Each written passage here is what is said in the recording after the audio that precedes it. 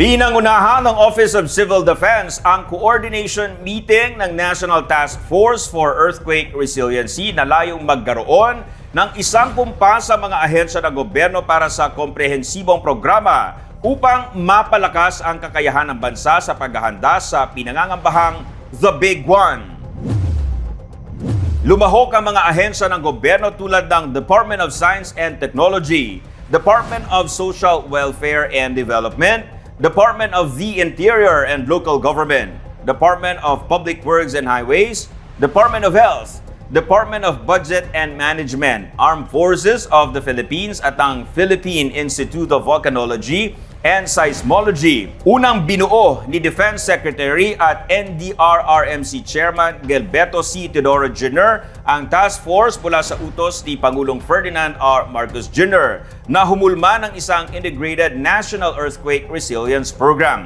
Ayon kay Office of Civil Defense Administrator Undersecretary Ariel F. Nepomuceno, tuloy-tuloy ang pagsisikap ng ahensya na paghusayin pa ang disaster response capabilities ng mga lokal na pamahalaan, komunidad, stakeholders at pribadong sektor. Mahalagaan niyang gawing ehemplo ang Japan at ito ang nais ng OCD na magawa ng Pilipinas sa paghahanda at pagharap sa mga malalakas na lindol.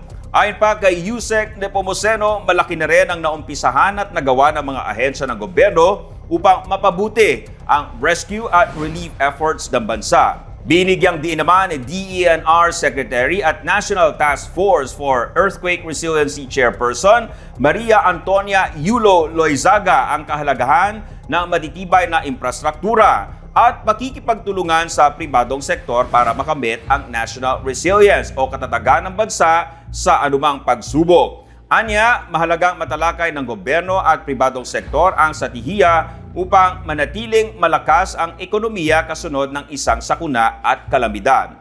Pagkakataon din ang coordination meeting upang magambag ang mga ahensya ng mga kritikal na impormasyon sa mga asset, tauhan, operational protocols at logistical capacities ng bawat isa. Layunin nitong magkaisa ang mga ahensya sa pagbuo ng plano at programa na magiging sandigan ng gobyerno sa magiging direksyon, tugon at pagbangon sa mga matitinding lindol na maaaring yumanig sa bansa.